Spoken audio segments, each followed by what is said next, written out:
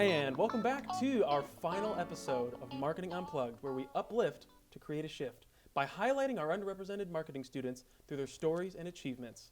Now today we're kind of flipping the switch a little bit, changing things up.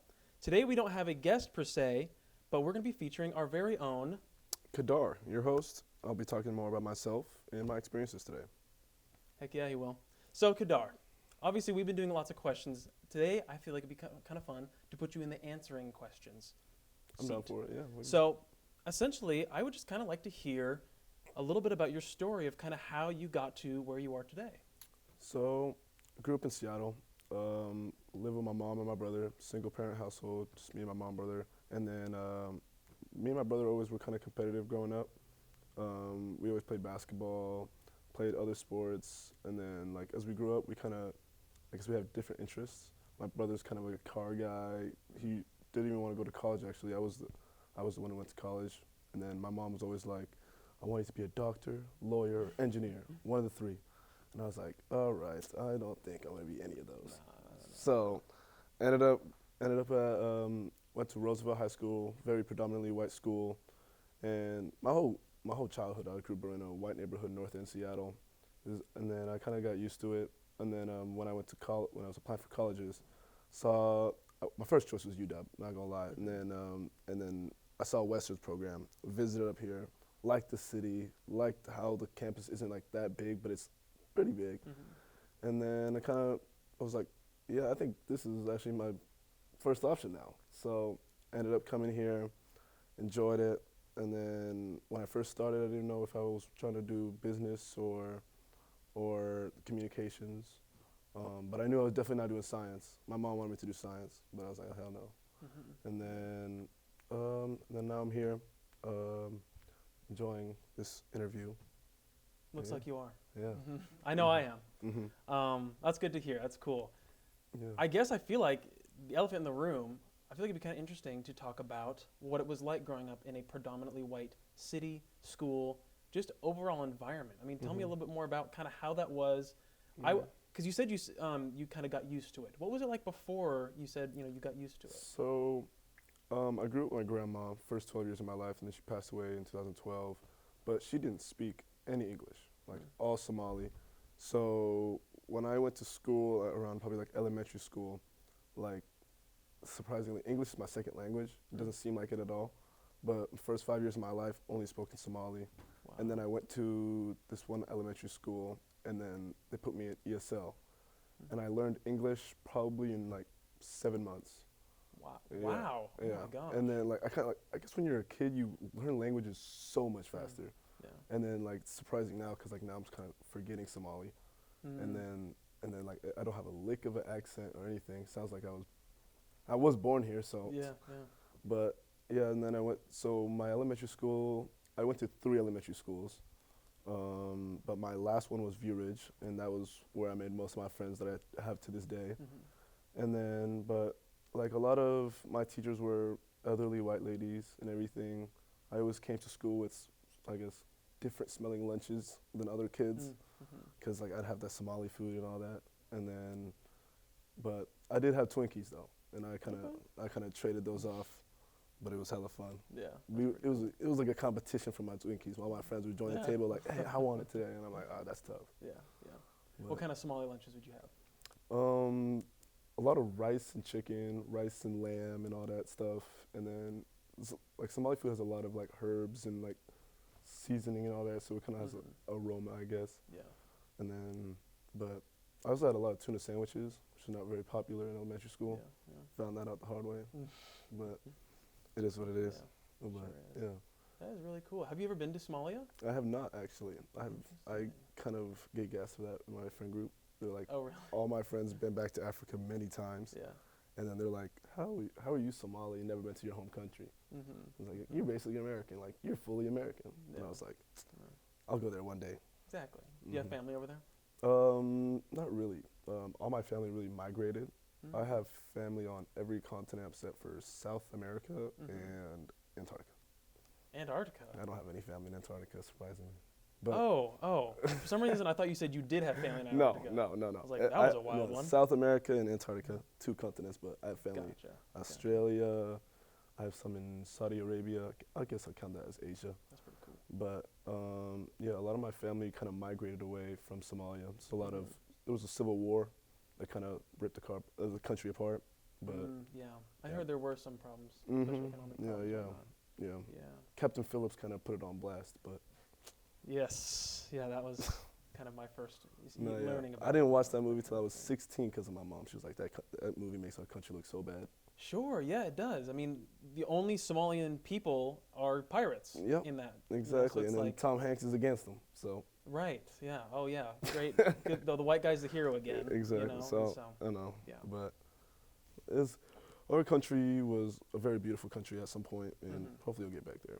I hope so too. Yeah. And I've seen pictures of it. Mhm. You know, and it has spots that are absolutely gorgeous. Mhm. I mean, especially with it being right there. Is it near the Mhm. Gulf of Aden, right there on the coast? Yeah, actually, yeah. Yeah, it's It's beautiful right right there, right, like it's perfect. It's called the Horn of Africa. We have the biggest coastline in all of Africa.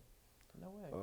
And then like you always see those pictures of like Tahiti and Fiji and how the water's like so clear and blue. Yeah. Somalia has the same beaches. It's perfect sand, everything. It's just the country just really poor, a lot of violence. It's a shame. Yeah. Mhm. Well, hopefully the future will look better. Oh yeah. So, kind of coming back over to, the mainland, back to Mhm. America. How was your transition from Seattle to Bellingham? From the high school you went to college up here. So my school was predominantly white. Western's predominantly white. So it was really kind of like an easy transition. Cities are very similar. I just think that Seattle's just a bigger version. A lot of the same types of people, same vibes. And then the only thing, so like when I was choosing my colleges, I was only trying to go in-state. And then Western was like the perfect distance. Like it was like not home, but it was like far enough that I can go home anytime, but I'm away from home. Exactly. Yeah. So I really enjoyed that. Got my car sophomore year, so that made it easy. Freshman year when I had to like, hey man, can you give me a ride back? I was like, Yeah, I can that imagine. was horrible. But and then also sometimes like if I had a doctor's appointment, my mom would drive up to Bellingham, pick me up just to go back, and we make like boom, boom, boom, boom. Wow. And then but my brother was driving, so my brother drives kind of crazy, so we got there eventually. Yeah, I'm sure. Well, shout out to your mom and your brother for helping you out, because that's not some 15-minute drive. I mean, that's like an hour and a half. No, Especially if you're going to Seattle too, traffic. Exactly. So yeah, that's crazy, man. Yeah, it's the Everett area.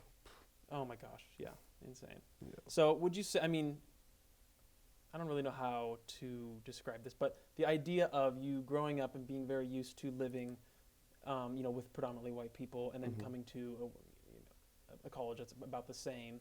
Did it? I imagine it didn't feel super different. Is that kind of what you're saying? Yeah, it really did not feel that much different. I'm a very outgoing person, socialize a lot, so it was easy to make friends. Yeah. And then I moved up here with one of my best friends, so he's Ethiopian. So we both kind of were like, all right. Yeah.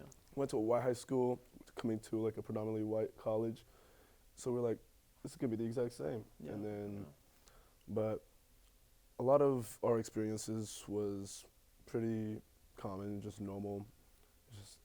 I kind of adapted very easily. So Bellingham, I love the city, so it was easy. Good to hear. Yeah. So you are also a first gen in your family. Yes, I How am. is that kind of seen? How does that feel being in your family, being with your family, being a first gen in college? So my mom came here to America, I think when she was like 11-ish, but like it was still kind of like she kind of grew up here, but I was like the first, I guess, that went to college, like university. Yeah. But like when we were young, my mom always was like, you gotta go to college, and then went to Western, and then so kind of, I guess that made my mom proud, I guess, fulfilled the destiny of an African kid. So, and then, but my brother was like, nah, I'm not going to college, so he's lucky I was the older one, got to go first. Yeah. So, but it was really just balancing my culture and then going to a school that's like predominantly white is just kind of balance it. And then, but yeah, it was literally just adapting, using my culture. It's already like instilled in me, like all the way I behave and all that stuff. I'm religious. I'm part of I'm Muslim, Hmm. so a lot of those are like key factors in who I am, I Yeah. guess. Yeah. So it's like a lot of things, like for example, like Christmas. Like Mhm. my family doesn't really celebrate Christmas, but like at school we always had like, here's your secret Santa and all that. So like I'd participate in stuff like that. But Yeah. when I went back home, like there was a funny story. Like one time I was in like I think third or second grade. Mhm. Came back home thinking Santa was real. Walked in the house. My mom was like, "Oh, that fat white dude? Nah, he's not real." Wow. Yeah, Just like that. just like that. She's like, "Don't believe in that crap." And then Yeah. I was just like, "All right, mom, whatever." So I guess I'm getting no presents. She's like, I'll get you some stuff, but just know it came from me." So Yeah. it was literally like that. So, and then went back to school, and she was like, "You can't tell nobody though. Like other parents could be mad at me." So, Yeah. so I went back to school. I'm like, "Did Santa give you presents and stuff?" Knowing that he wasn't real and stuff like that. So it was like, I think it was like, there was an age where everyone just finds out Santa's not real, and I was just like, Yeah. yeah, I knew the whole time. Yeah. Here's something that's kind of interesting, and I don't know if this is a thing that many people think of, but with you being a first gen, you know, I imagine that it might have been hard, especially in that time when you knew you were going to go to college, but you weren't in college, where it might have been hard to maybe find peers that were also in your similar situation, especially with your family not going to college. And so I guess my question is, was there at any point feeling a struggle to feel like a college student at all? I wouldn't say it was a struggle being a college student, or it was just more like trying to feel like I belonged, you know. Yeah. So like when I was in high school, I didn't get like the best grades, none of that stuff. So I always thought I was gonna go to community college. So then when I started applying for colleges and I actually got into some places, I was like, oh, I can kind of do this. Yeah. So and then like I kind of went through all the classes and stuff, and then my first quarter, fall quarter, freshman year was horrible. I had the Yeah. worst GPA I've ever, and I was like, oh, maybe this ain't for me. Yeah. And then I started picking up, going to more like classes and stuff. So I was like, all right, let's see how long this lasts for. And then I just kept going, like, all right, next quarter, and now I'm like 2 quarters away from graduating, and I'm just like, all right, I think I definitely got this in the bag. Yeah. So It's good to hear. no, yeah. So it was literally just like, you know, it's like I always had like belief I'd finish, Yeah. but it was also in the back of my head like, do I got this? Yeah. Right. You know? Right. Yeah. Mhm. So being in, you know, that's good to hear. That's good to hear that it started off rough, and then things are getting better. I imagine there's a lot of other students who are feeling that way as well, and so it's nice to know for those who might be in that situation right now that here is evidence that it does get better. It does get better. So, I promise you. Yeah, that's good to hear. So I guess kind of circling back to representation as a concept, because you know that's what this is about. How important is representation within either marketing or you know the marketing program to you personally? How important is that to you? I think it's very important. I think like showing that different types of people Yeah. have success in certain areas. Like if there was more like I guess guest speakers of different backgrounds, if we did projects that involved I guess different people's like backgrounds, cultures, and all that stuff, that'd be pretty cool to see. Yeah.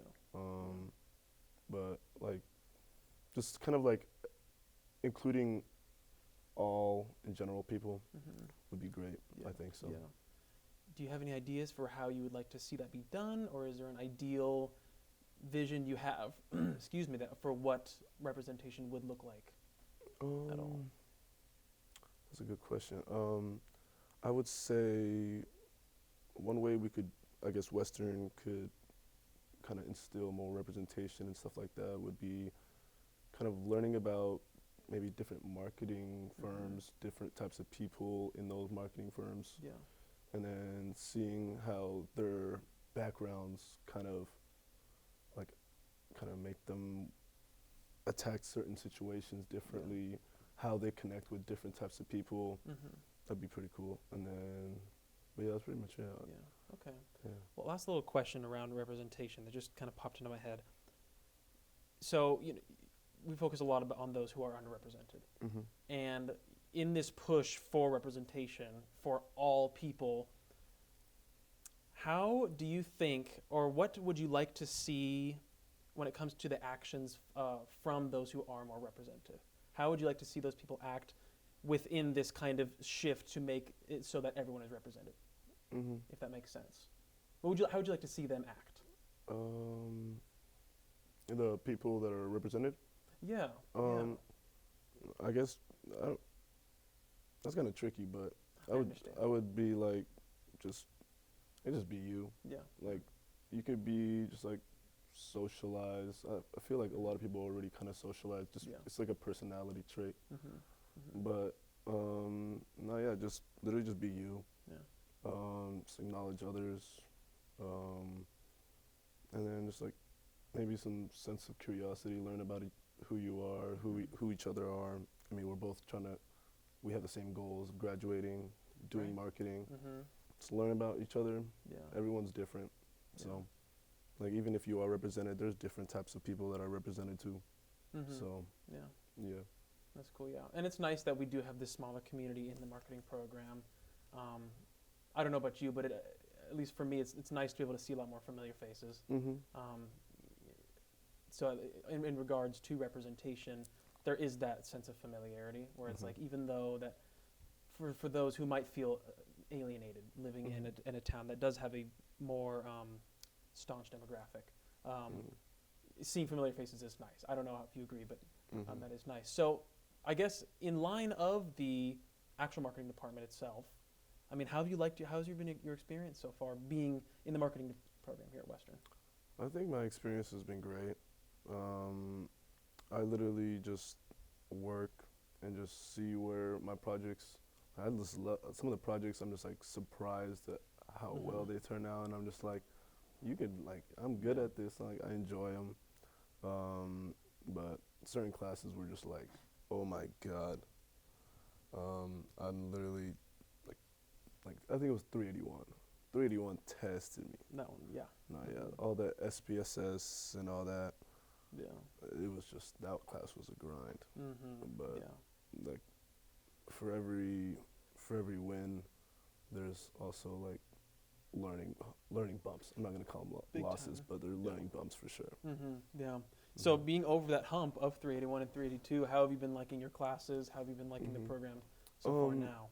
Personally, this quarter was one of my favorites, especially with IMC doing this podcast was really enjoyable. Digital marketing, I think, is probably top 2 classes I've ever took at Western. Good to know. I've really enjoyed that one. All the certifications I got from it. And then also Mark's just a really good professor. His personality, everything just makes the class, I guess, lively. That's awesome. Super good to hear. Yeah, I've had a very similar experience as well.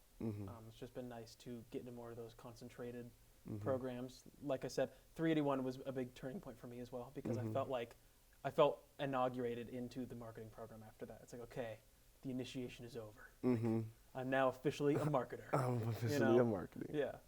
So that's really good to hear that things have been looking up for you, and I'm sure a lot of us as well. But yeah, just things are.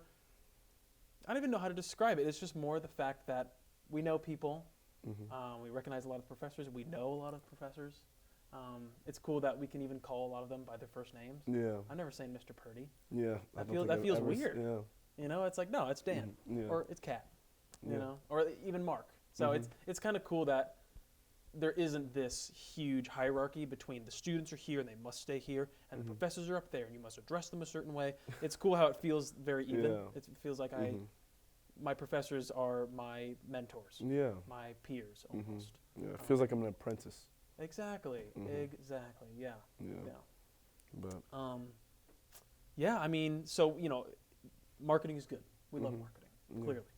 And you were talking about IMC, you're talking about liking doing this. How have you been feeling about being a host on a podcast? I mean, how's that experience been for you? This podcast has been a blast. All our guests, and from the first one, was it Mia? Yeah, Mia. That was our first episode. I was nervous. My hands were sweating. Here.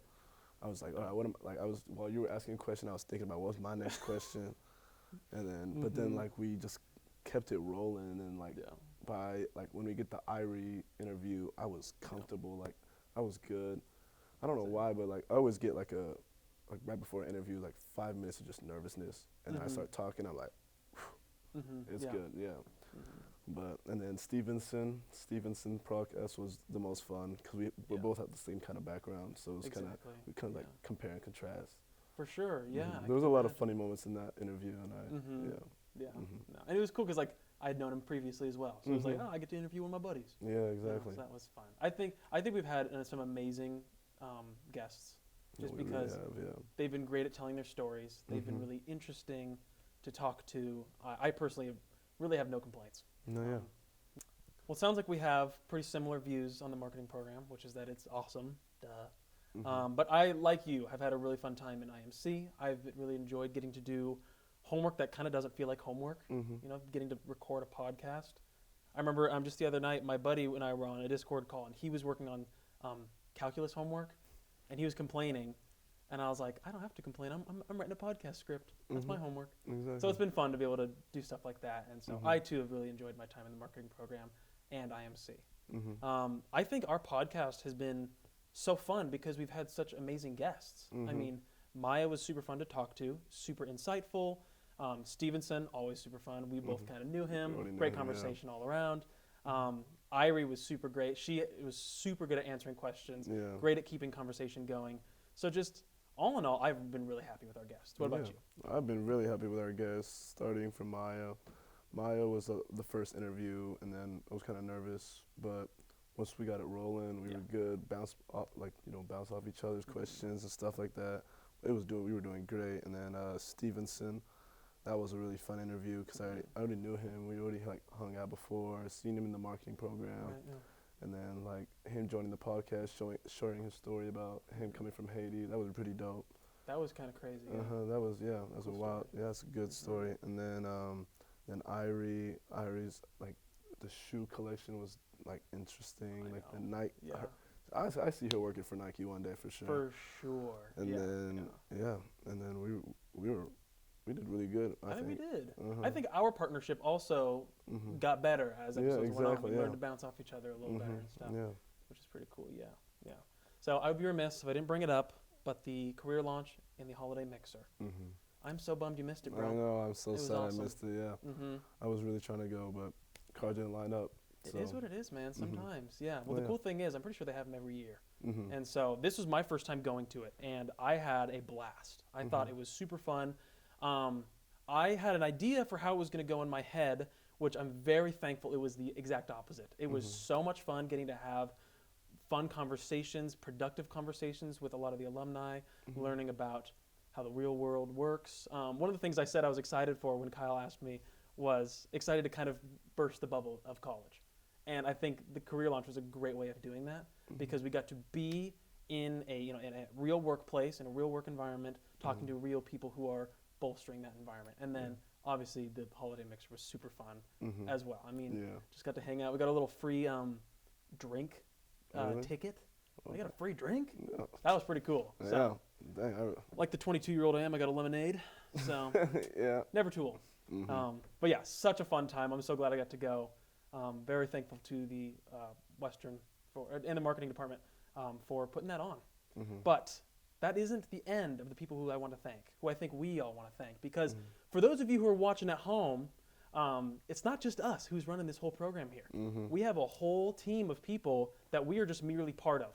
And so we want to just give you guys a whole shout out to An, to Alana, to Kyle. We got Mia. We got my man Drew, there it is. Dear fucking God, I am so sorry, bro. You have been Sam to me my whole time. I don't know why. You look like a Sam. God damn.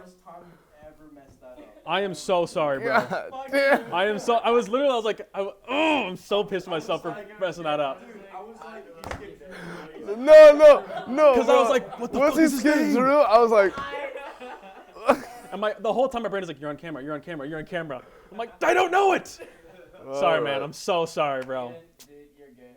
The amount of fucks I give is this amount. That is the amount I want to see. All right, we're going to start from, there's a whole team behind the camera. Okay. Ready? Apologies, guys. Thank you for your patience. Justin Drew. Okay. His name is Drew. We can keep it if we want. After Why? thank yous, let's wrap it up. Okay. Okay. So just basically restart back from the thank yous? Yeah. Okay. But I would also be remiss if I didn't thank all the people who helped us, because for those of you who are watching, you might think it's just us up here. I mean, while we're the ones sitting in the chairs, we're merely part of a whole team. We got a bunch of people behind the camera. We have we have Alana, we got Drew, Kyle, our product manager, we got Mia, all amazing people who have helped us do all this here. And so we just wanted to give a shout out to all of them and just say thank you guys for helping us out, because I don't know how to work the camera. No, yeah, exactly. I don't know how to do any of that stuff. Our producers made our lives so much Exactly. easier from literally helping us helps with some script stuff.